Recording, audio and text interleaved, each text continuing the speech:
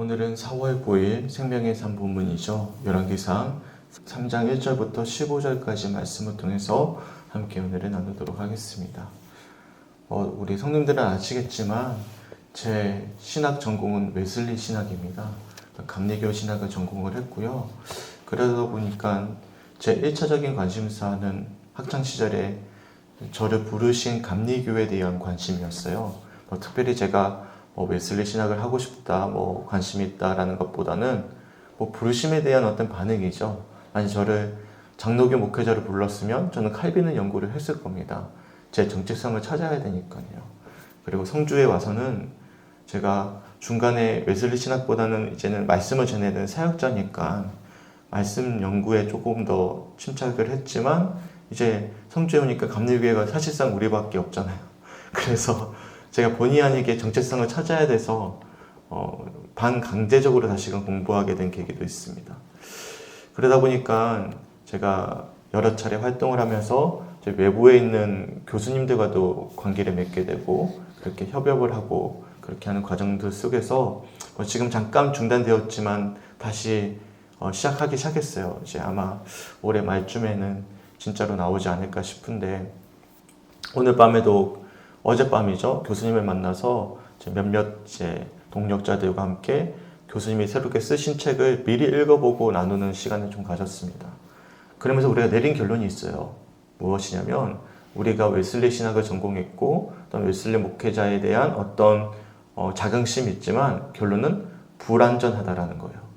그러니까 감리교 신학이 완벽하지 않다라는 결론입니다. 그래서 제가 그 교수님을 참 좋아합니다. 왜냐하면 보통은 자신이 속해 있는 교단이나 어떤 스승을 완전히 우상시하는 경우들이 있거든요. 완벽한 어떤 무협지에 나오는 영웅처럼 대하는 경우들이 있어요. 예를 든다면 칼빈을 대하는 장로교 어떤 목회자들은 칼빈 신학은 마치 성경과도 다름이 없는 완벽한 진리라고 이야기하는 경우도 있고요. 반대로 이에 대항하는 감리교 신학자들 중에는 웨슬리는 아무런 무음한 아무 문제 없는 완벽한 영웅식 시키는 경우들이 있는데 제가 이분과 계속 교제를 나누고 제가 참 좋아하는 이유는 정직한 거예요. 아닌 건 아닌 거예요. 뭔가 부족한 건 부족한 거예요.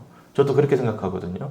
저는 웨슬리 목사님을 너무나 좋아하고 연구를 했지만 그리고 그 신학을 제가 가장 좋은 제가 따르는 성향상 제가 좋아하는 경향의 신학이지만 그렇다고 완벽하다고 생각하지는 않습니다. 흠이 있어요. 문제가 있어요. 하지만 장점은 우리가 취하는 거죠. 제가 잠깐 그런 이야기를 드린 이유가 있습니다. 사람은요 완벽하지 않습니다. 그러니까 우리가 완전하지 않다라는 거예요. 누군가를 추앙해서도 안 되는 것이고 누군가를 무조건 쫓아서도 안 되는 것입니다. 안타까운 것은 한국 교회 내에 그런 경향성이 있어요. 그래서 특별히 목회자에 대한 완벽하다 어떤 영웅시시키는 경우들이 있습니다. 그래서 내가 좋아하거나 내 마음에 드는 목회자 이야기를 무비판적으로 그리고 무조건적으로 마치 예수님처럼 보는 거예요. 네, 그분은 예수님이 아니에요. 그분이 빛나는 이유는 뒤에 누가 계시기 때문이죠? 예수님이 계시기 때문이지 그분 자체가 완벽한 사람은 아니거든요. 달리 표현하면 오직 무음한 분은 누구만 계신 거예요? 예수님만 무음하지 그 외의 사람은 저 포함해서 누구도 완벽할 수 없습니다. 불완전합니다. 우리가 그것을 전제하고 우리가 봐야지 아니면 우리가 쉽게 우상 숭배에 넘어져요. 저는 한국교회에 큰 우상이 있다고 생각합니다. 그거는 목사입니다. 목사예요. 예를 든다면 정말 그 목회자 이름 때문에 막 쫓아가는 경우들이 얼마나 많이 있는지 모릅니다. 그렇게 세워진 교회는 사실 건강하지 않습니다. 왜요? 한 목회자의 말씀과 영향력이 너무나 강력하게 그 모든 성도들의 마음을 지배하기 때문에 그렇죠. 흔히 말하면 저는 영적 가스라이팅이라고 생각을 해요. 영적으로 가스라이팅 당하는 거예요. 그러다 보니까 성도들이요 이제는 스스로 말씀을 묵상하거나 주인과 관계를 맺기보다는 꼭 누가 있어야 되는 거예요? 목사가 없으면 예수를 만나기가 어려운 거예요. 이것이 얼마나 우리의 신앙을 병들게 만드는지 모릅니다. 왜 그럴까요? 사람을 너무 완벽하게 보기 때문에 그래요. 사람을 따르기 때문에 그래요. 기억하세요. 완벽한 분은 오직 한 분, 누구밖에 안 계시죠? 예수님밖에 없습니다. 결국엔 우리가 붙잡아야 될 분은 누굽니까? 예수님이에요. 그러면 목회자는 누구죠? 예수님이 지금 사용하시는 도구입니다. 그것도요, 저는요, 잠시라고 생각해요. 왜 잠시라는 가정이 붙냐면 이 사람이 주님 앞에 온전히 설 때만 쓸 수 있는 존재이기 때문에 그래요. 혹여나 그 마음의 중심을 잃어버렸어요. 변질했어요. 그러면 하나님께서 안 쓰시는 거예요. 그러니까 잠시예요, 잠시. 영원하지 않다라는 거예요. 이것을 누가 제일 먼저 넘어지냐면 목회자 자신이 넘어집니다. 저도 그래요. 성님들이 저를 참 사랑해 주시고 막 은혜 받았다 그러잖아요. 순간 나 뭔가 좀 된 것 같은 느낌이 드는 경우들이 생길까요, 안 생길까요? 생기거든요. 이게 사람 마음이 참 무서운 거예요. 그러니까 새벽이 참 제게는 감사해요. 어제도 심의, 오늘도 보세요. 솔로몬을 우리가 보면 지금 그냥 보면 영웅시시킬 수 있거든요. 와, 진짜 멋있다. 작은 아이라고 자기 스스로 겸손히 여기고 또한 1,000번제를 드렸는데도 불구하고 자신의 어떤 욕망을 위해서 드린 게 아니라 오직 예배를 위해서 드렸고 그에 따라서 하나님께서 구했더니 그가 구하는 것은 정말 겸손하게 잘 다스릴 수 있는 지혜 주세요라고 구하는. 그래서 우리가 마치 솔로몬이 막 다윗 왕처럼, 아니 다윗보다 더 어떤 거룩한 하나님의 사람처럼 우리가 포장하는 경우들이 있거든요. 그런데 1절 말씀 보십시오. 아예 처음부터 가정을 하고 시작되어집니다. 저 1절 말씀 한번 읽어볼게요. 솔로몬이 애굽의 왕 바로와 더불어 혼인관계를 맺어 그의 딸을 맞이하고 다윗성에 데려다가 두고 자기의 왕궁과 여호와의 성전과 예루살렘 주위의 성의 공사가 끝나기를 기다리니라. 아멘. 저는 처음에는 왜 하필이면 부정적인 어감으로 시작을 할까라는 물음을 던졌습니다. 왜 그러냐면 솔로몬이 지금 누구와 혼인관계를 맺었습니까? 바로의 딸과 혼인관계를 맺어요. 그러니까 처음부터 솔로몬에 대해서 뒤에 이어지는 내용들은 굉장히 긍정적이지만 아주 불신의 씨앗이 숨겨져 있다는 사실을 먼저 가정을 하고 있습니다. 나중에 이것이 큰 문제가 돼요. 애굽의 딸과 혼인하는 것이 사실상 솔로몬이 하나님을 저버리게 만든 첫 출발점과 다름이 없게 됩니다. 왜냐하면 나중에는요, 자신의 권세를 힘입어서 사실상 그런 어떤 혼인관계를 계속 이어가거든요. 그래서 그 밑에 후궁이 얼마나 많이 있었습니까? 그러니까 흔히 말하면 혼인관계를 통해서 자신의 권력을 단단히 더하는 것이거든요. 근데 누구와 혼인을 했습니까? 바로의 딸. 사실상은 우리가 영적으로 보면 적그리스도와 다름이 없어요. 애굽이라는 곳은 지극히 세상을 뜻하는 곳이고 하나님께서 어디에서 이스라엘 백성들을 구원해 주셨습니까? 애굽으로부터 출애굽시켜 주신 그런 하나님의 백성, 하나님의 나라잖아요. 근데 솔로몬이 누구를 찾아가서 혼인관계를 맺었어요? 당시 제일 가는 강대국 중에 하나였던 애굽과 특별히 바로의 딸과 혼인관계를 맺은 것입니다. 이것은 어떤 방법이죠? 지극히 세상의 방법이에요. 이것이 나중에는요, 솔로몬을 변질시키는 아주 큰 계기가 되어버립니다. 뒤에 이어지는 말씀 아주 긍정적이잖아요. 그런데 그 긍정 가운데 뭐가 있는 거예요? 불안정성이 있는 거예요. 또 두 번째가 있습니다. 3절 말씀 보십시오.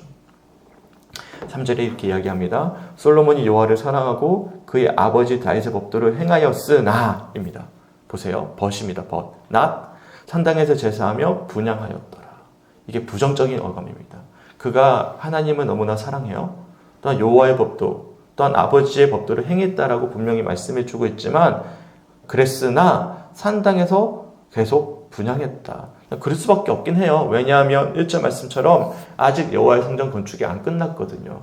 하지만 그럼에도 불구하고 우리가 충분히 이해할 수 있는 상황이지만 부정적인 어감으로 그러나라는 것을 접속사를 쓰면서 뒤에 산당에서 제사하고 분향했다라는 표현이 이어지는 거예요. 나중에 이게 이스라엘 백성들에게 큰 시험입니다. 계속 산당에서 제사가 이어집니다. 성전이 세워지는데도 불구하고. 그래서 나중에는요, 이 산당 문제 때문에 굉장히 어려움을 겪게 돼요. 이스라엘 백성들의 신앙이. 그래서 히스기야 왕이 종교개혁을 일으키잖아요. 뭐부터 없애버렸습니까? 산당부터 없애버려요. 그러니까 우리가 읽어보면, 솔로몬 왕을 우리가 묵상할 때 하나님이 이미 이 사람이 완벽하지 않구나라는 것을 가정하고 나서 그 다음에 그럼에도 불구하고 누가 누구를 사랑해 주는 거예요? 하나님이 솔로몬을 귀하게 여기는 거예요. 이런 시선으로 말씀을 봐야지 반대로 솔로몬을 영웅시시키면 사람의 행위가 마치 합당하기 때문에 하나님이 그에 따른 지혜를 주셨다라고 묵상이 되어버립니다. 그러니까 우리가 어떻게 되죠? 1,000번을 드리니까. 그가 정말로 지혜를 구했으니까 하나님 주셨다. 이것이 우리가 생각하는 인간의 공로로 구원에 이를 수 있다는 관점입니다. 반대가 돼야 되는 거예요.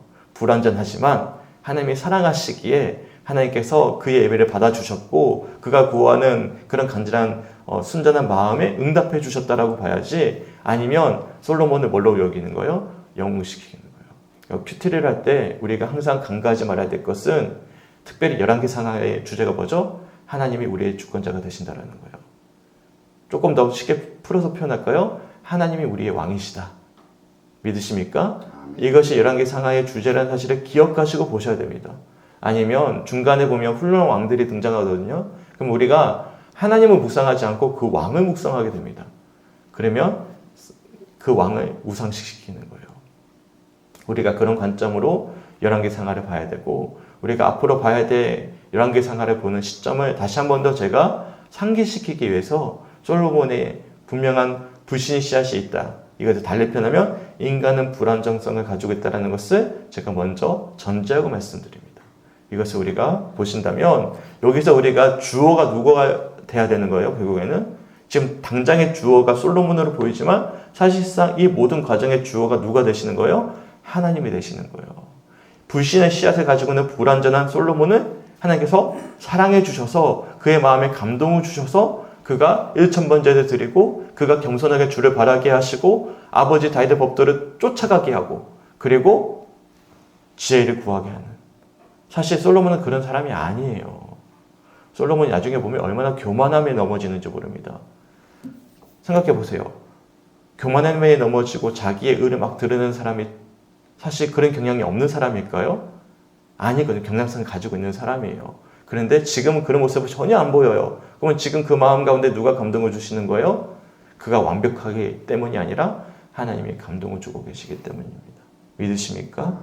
그래서 우리가 보면 사절 말씀에 유명한 모습이 등장하죠. 이에 왕이 제사하여 기브온으로 가니 거기는 산당이 큼이라 솔로몬이 그 제단에서 1000번제를 드렸더니, 저희 어머니도 저를 위해서 1000번제 헌금을 드리셨어요. 우리 그런 헌금 많이 드리잖아요. 저는 과거에는 이게 부정적으로 봤거든요. 근데 지금은 너무나 귀한 신앙의 고백이라고 생각합니다. 하나님을 향한 사랑으로 드린다면, 하나님을 향한 마음으로 간절히 이 아이를 사랑하고 자녀를 사랑하는 마음으로 드린다면 너무나 귀한 헌신이라고 저는 생각을 해요. 근데 중요한 사실은 이 1000번을 드릴 수 있도록 감동을 주시는 분은 누구십니까? 우리 하나님이시고요. 그리고 순전한 마음으로 드려지는 2000번제 속에서 하나님이 꿈 가운데 그에게 찾아오십니다. 찾아오시고 그와 함께 하시는 그런 과정들 속에서 5절 후반절 말씀 보십시오. 너는 구하라. 내가 내게 무엇을 줄고? 라고 물어보시죠. 그랬더니 6절과 이어지는 7절 말씀 제가 한번 읽어보겠습니다. 솔로몬이 이르되 주의 종 내 아버지 다윗이 성실과 공의와 정직한 마음으로 주와 함께 주 앞에서 행함으로 주께서 그에게 큰 은혜를 베푸셨고 주께서 또 그를 위하여 이 큰 은혜를 항상 주사 오늘과 같이 그의 자리에 앉을 아들을 그에게 주셨나이다. 나의 하나님 여호와여 주께서 종의 아버지 다윗을 대신하여 왕이 되게 하였사오냐. 종은 작은 아이라 출입할 줄을 알지 못하고. 어떻습니까? 굉장히 겸손하죠. 저는 이 사람이 지금 은혜를 받고 있다라는 것을 볼 수 있는 아주 중요한 척도 중에 하나는 이분이 지금 겸손한가 아닌가를 보면 알 수 있다고 생각을 합니다. 은혜를 많이 받았어요. 그런데 막 교만해서 막 자신을 드러내고자 하는 분들이 분명히 있거든요. 그러면 이 은혜가 과연 어떤 은혜일까라는 물음을 던지게 됩니다. 그러니까 은혜 받는 자들의 특징이 뭐죠? 겸손함입니다. 겸손함. 나는 작은 아이다. 저도 그래요. 은혜 받으니까 내가 얼마나 작은 그릇인지를 알게 돼요. 그게 성주교회에서 받은 가장 큰 은혜입니다. 하나님이 이런 작은 그릇인 나를 사용하셔서 이런 귀한, 천하보다 귀한 한 성도들과 함께 신앙생활을 하게 하시구나. 이것은 헤아릴 수 없는 하나님의 은혜이구나라는 것을 돌아보게 됩니다. 이제는 드러낼 것이 하나도 없는 거예요. 예전에는요, 제가 은연중에 막 드러냈어요. 막 학교 때 받았던 상들, 어떤 성적들, 어떤 성과들, 나 이랬는데 나 여기 있다. 나 여기 묻혀 있다. 막 은연중에 막 나이를 막 비꼬는 거죠. 그럼에도 불구하고 내가 이렇게 하고 있다라는 것을 드러내고 싶은 그런 교만함이 있었던 거예요. 근데 이제 보니까 진짜 나는 아닌 거예요. 그게 작은 그릇이 하나님께서 사용하시는 거예요. 그러니까 드러낼 것이 하나도 없다라는 것을 알게 된다는 것은 지금 되돌아보면 오늘 아침에 함께 말씀 묵상하는데 지금 내가 은혜를 받고 있구나. 내 혈기를 안 부리구나 라는 것을 보게 됩니다. 소망하기는 우리들에게도 이런 겸손한 마음으로 주를 바랄 수 있는 성죽교회 성도들이 되시길 주님의 이름으로 간절히 축원합니다. 아멘. 그러면 구하라고 했을 때 이 솔로몬이 뭘 구했습니까? 9절 말씀, 10절 말씀 제가 한번 읽어보겠습니다. 누가 주의 이 많은 백성을 재판할 수 있사오리까? 듣는 마음을 종에게 주사 주의 백성을 재판하여 선악을 분별하게 하옵소서. 솔로몬이 이것을 구하매 그 말씀이 주의 마음에 든지라. 아멘. 뭘 구했습니까? 지혜를 구했어요. 근데 이 지혜라는 것이 결국에는 이 말씀을 통해서 무엇인지를 우리가 알 수가 있습니다. 지혜가 뭐죠? 지혜는요, 특별하게 똑똑하고 그런 게 아니에요. 지혜는 듣는 마음입니다. 들을 수 있는 거예요. 겸손하니까 들을 수 있고요. 들으니까 뭐가 가능한 거예요? 수동적으로 주님의 뜻을 구할 수가 있는 거예요. 주님의 뜻을 구할 수 있으니까 뭐가 오는 거예요? 선악을 분별할 수가 있는 거예요. 이게 지혜입니다. 지혜는 내가 막 똑똑해가지고 막 IQ가 높고 막 어떤 삶의 경륜이 높아가지고 누가 툭 찔러도 쭈르륵 나와가지고 분별하고 그런 게 지혜가 아니라 지혜라는 것은 듣는 마음입니다. 주님의 뜻을 듣는 거예요. 또한 사람의 이야기를 들어주는 것이죠. 그리고 내 지혜로 판단하는 것이 아니라 이것을 이제는 선악을 분별할 수 있도록 주님께 맡겨드리는 것이죠. 그러면 그 지혜의 근원이 누구에게서부터 오는 것입니까? 하나님으로부터 오는 것입니다. 우리가 흔히 부르면 지혜 있다 그러면 그 사람이 지혜 있다고 생각하지만 사실 그 지혜의 근원이 누구에게 오는 거죠? 하나님께 온다. 이 사실을 또한 우리들이 말씀을 통해서 알 수가 있는 거예요. 하나님께서 그것을 기뻐 받으신 거죠. 진짜 지혜의 근원이 어디서부터 오는지를 솔로몬이 지금 알고 있기 때문이죠. 그래서 10절 말씀을 읽어드렸지만 이것을 구하매 그 말씀이 주의 마음에 든지라 라고 말씀합니다. 그러면서 이어지는 11절 말씀 보십시오. 이에 하나님이 그에게 이르시되 내가 이것을 구하도다. 자기를 위하여 장수하기를 구하지 아니하며 부도 구하지 아니하며 자기 원수의 생명을 멸하기도 구하지 아니하고 오직 송사를 듣고 분별하는 지혜를 구하였으니. 여기서 주목해 보셔야 될 표현이 하나 있는데 자기를 위하여입니다. 자기를 위하여. 자기를 위하여 구하지 않다. 하지만 분별하는 지혜를 구했다. 이것은 사실 듣는 마음 하나님께 내어드린다는 의미이거든요. 그것을 하나님께서 마음에 드셨다라고 말씀하고 있어요. 이것을 조금만 달리 표현하면 우리가 드리는 1000번째의 잘못된 모습도 분명히 있는 거예요. 보통은 하나님의 뜻을 구하면서 이 아이를 맡겨드리고 드리기보다는 보면 막 아이를 위한 기도 제목을 쫙 씁니다. 이거를 주시옵소서라는 마음으로 1000번째를 드리거든요. 이것은 1000번째를 드리는 행위는 너무나 아름답지만 사실 오늘 본문에 비춰본다면 뭔가 조금은 어폐가 있는 거죠. 이것은 스스로 한번 분별이 필요한 내용이기도 한 것입니다. 스스로 한번 묵상해 보셨으면 좋겠어요.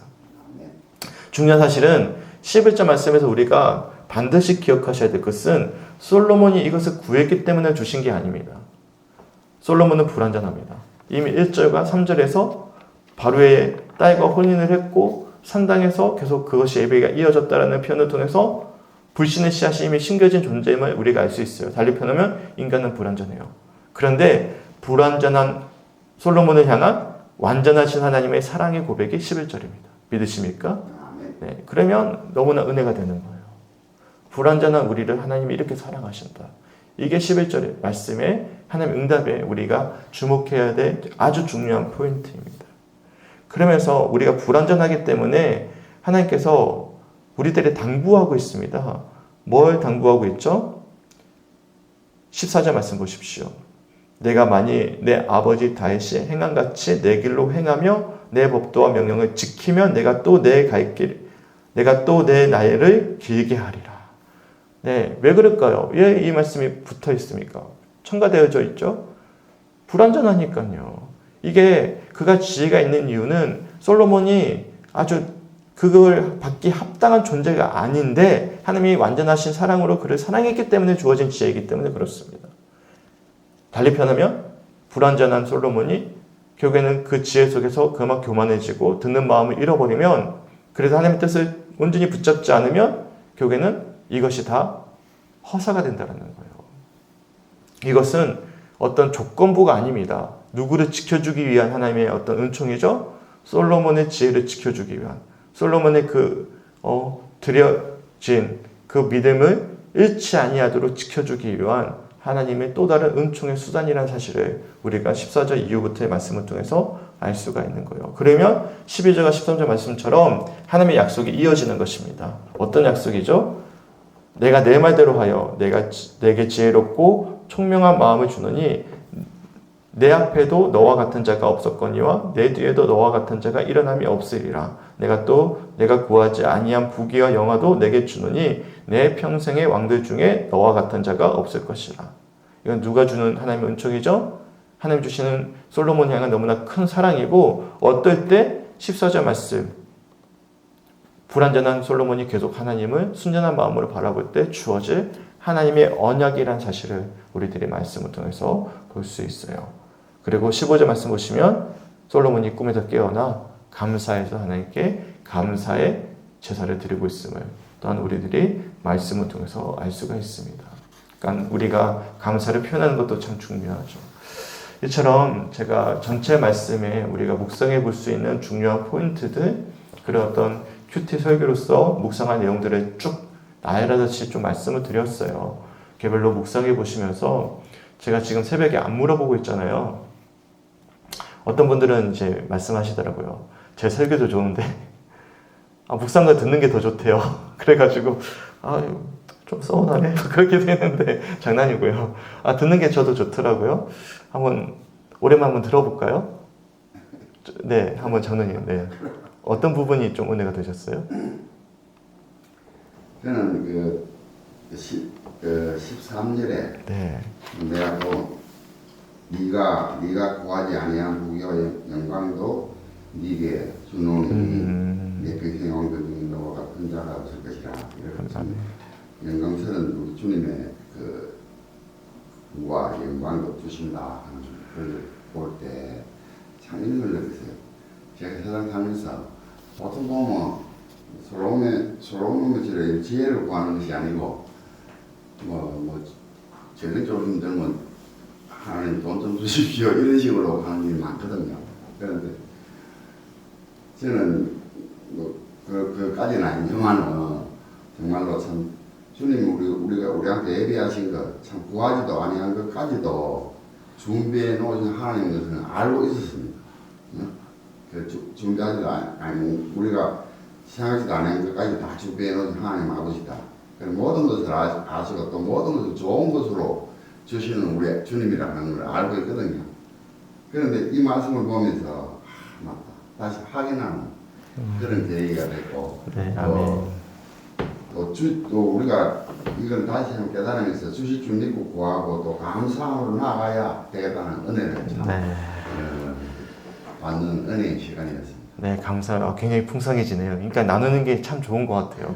제가 보는 시선과 또 다른 어떤 부분에 굉장히 큰 은혜가 되셔서 나눠주셨는데 혹시 있으신가요? 네. 저는 6절에 네. 주께서 그에게 큰 은혜를 베푸셨고 오늘과 같이 그의 자리에 앉을 아들을 그에게 주셨다는데 하나님께서 솔로몬에게 왕이 되게 하셨다는 그런 고백 같았고요. 또 하나는 9절에 솔로몬이 이것을 구하매 그 말씀이 주의 마음에 든지라. 이게 너무 와닿고 우리의 기도가 하나님 마음에 들까? 어떻게 기도해야 되지? 이런 생각을 했었어요. 네, 감사합니다. 역시 너무 좋아요. 저는 이런 시간이 너무 좋은데 또 어떤 경우에는 길어지기도 하고 부담스러울 수도 있다 싶어가지고 하는데 오늘은 왠지 좀 나누고 싶었어요. 네, 너무 좋아요. 네. 하나님은 우리 마음의 중심을 알기 때문에 기도에는 방도가 없죠. 그 마음의 순전한 마음을 보신다고 생각을 합니다. 맞아요. 주의 말만 든지라 굉장히 마음에 와닿는 구절인 것 같습니다. 혹시 또 있으신가요? 저는 14절에 내가 만일 내 아버지 다윗이 행함같이 너희를 행하며 내 법도와 명령을 지키면 내가 길게 하리라는 말씀이었는데요. 이 말씀을 듣고 나니까 이전까지 저희가 함께 묵상했던 아도니아도 생각이 났고 시므이도 생각이 났어요. 근데 아도니아랑 시므이는 선한 길로 행하지 않아서 결국 참혹한 최후를 맞게 됐는데 솔로몬도 이것을 잘 지켰으면 얼마나 좋았을까 이런 생각도 들면서 사실 저희 인생도 똑같은 것 같아서 우리가 아버지의 길로만 행하고 아버지의 법도와 명령을 지켜서 주님의 선하심을 닮아갔으면 좋겠다 이런 묵상을 하게 되었습니다. 네, 아멘. 감사합니다. 여기까지만 할까요? 네, 여기까지만 하도록 하겠습니다. 너무 좋아요. 저는 너무 은혜가 되고요. 오늘은 갑자기 제가 물어봐서 당황해서 다 말씀 못 하시는 분들도 계시겠지만 저는 충분히 은혜가 된다고 생각하고 아마 다 표현을 못할 뿐이지 정리 안 됐을 뿐이지 같은 은혜가 있을 거라 생각합니다. 너무 감사하고요. 이처럼 우리가 묵상 나눔이라는 것이 사실 얼마나 중요한지에 대해서 다시 한 번 더 돌아보게 되는 것 같습니다. 중요한 사실은 오늘 나눴던 말씀들 개별로 잘 묵상해 보시고요. 중요한 사실은 한 가지는 꼭 기억하셨으면 좋겠어요. 인간은 불완전해요. 하지만 하나님은 완전하십니다. 믿으십니까? 네, 이것만 기억하시고 오늘 말씀을 보시면 그 외의 묵상은요, 거기에서 다 이루어집니다. 아니면 솔로몬이 영웅이 됩니다. 인간이 영웅이 됩니다. 그래서 누구를 쫓아가죠? 솔로몬처럼 해야 된다가 되어버립니다. 솔로몬처럼 해야만 지혜 받을 수 있다. 아니에요. 하나님이 우리를 사랑하니까 지혜를 주신 거예요.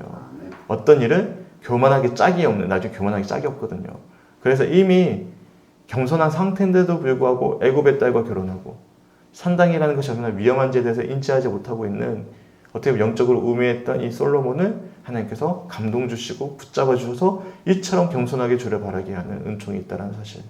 이것은 우리에게 너무나 큰 은혜입니다. 그러면 우리가 뭘 바라보게 돼요? 십자가요. 나는 아무것도 아닌 거예요. 우리가 지금 구원받은 것은 누구 때문이죠? 십자가 지신 예수 그리스도. 그 은혜 때문에 우리가 살고 있습니다. 그 믿음 가지고 오늘 하루 승리할 수 있는 우리 성주교회 성도들이 되시길 주님의 이름으로 간절히 축원합니다. 아멘. 함께 기도했으면 좋겠습니다. 화요일은 나라를 위한 기도인데요. 세 가지 기도 제목 읽어드릴게요. 첫 번째, 사전 선거가 끝이 났고 내일은 22대 총선 투표일입니다. 이 나라의 바른 지도자들이 세워질 수 있도록 인도하소서. 두 번째, 대통령과 모든 정치인이 자신의 욕망을 채우는 데 몰두하지 않고 함께 살아가는 방법을 모색할 수 있도록. 세 번째, 경제가 어려워도 복지 분야 지원이 축소되지 않게 하셔서 꼭 필요한 사람들이 나라의 보호를 받을 수 있도록 함께 기도해 주셨으면 좋겠어요. 내일은 총선이죠.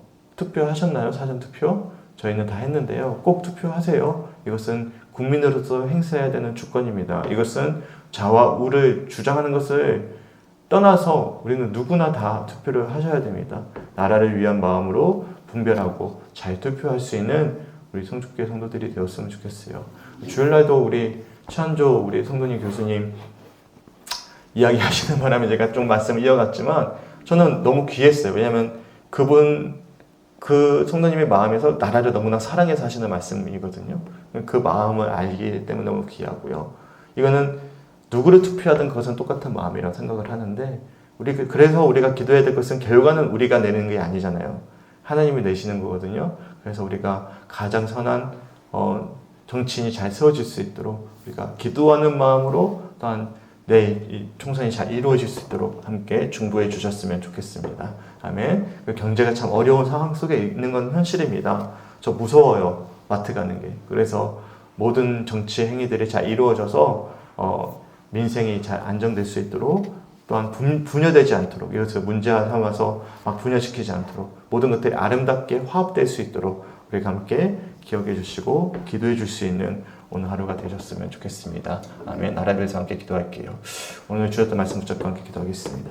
주님 너무나 감사합니다. 주님 은혜 가운데 함께 하시고 붙잡아 주셔서 참 감사합니다. 이렇게 오랜만에 함께 묵상을 나누었는데 오늘 나누었던 말씀이 더 풍성해지는 것을 확인하면서 성도들과 함께 말씀을 나누는 것이 또 우리 삶 가운데 주셨던 은혜를 흘려보내는 것이 얼마나 귀한지 다시 한 번 더 마음 가운데 새겨보게 하심에 주님 너무나 감사합니다. 오늘 말씀처럼 그럼에도 불구하고 이 연약한 우리들에게 감동을 주시는 분, 복상케 하시는 분, 불완전한 우리들이지만 그런 은혜를 주시는 분은 완전하신 하나님의 사랑이 있음을 솔로몬의 모습을 통해서 돌아보게 하심에 주님 너무나 감사합니다. 주님 오늘 그 은혜를 붙잡고 살아갈 수 있도록 인도하여 주시옵소서. 불완전했던 솔로몬을 하나님이 너무나 사랑하셔서 일천번제를 드리게 하고 또한 겸손한 작은 아이의 마음으로 주님의 마음이 합당한 하나님 지혜를 간구했던 그 솔로몬의 마음을 감동케 하셨던 것처럼 우리의 마음도 감동케 하여 주셔서 우리가 순전한 마음으로 주님을 향해 기도할 수 있도록 인도하여 주시고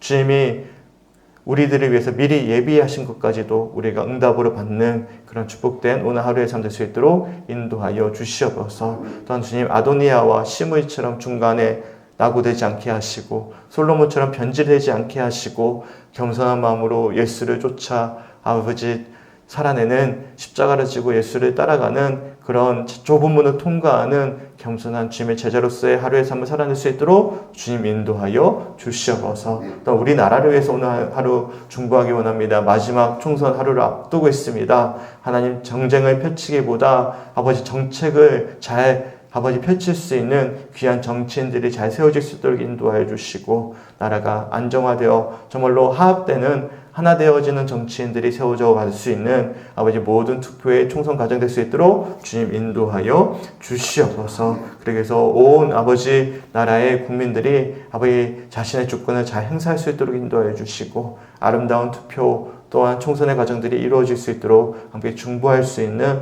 오늘 하루 될 수 있도록 인도하여 주시옵소서. 감사드리며 우리를 사랑하시는 예수님의 이름으로 간절히 기도드렸습니다. 아멘.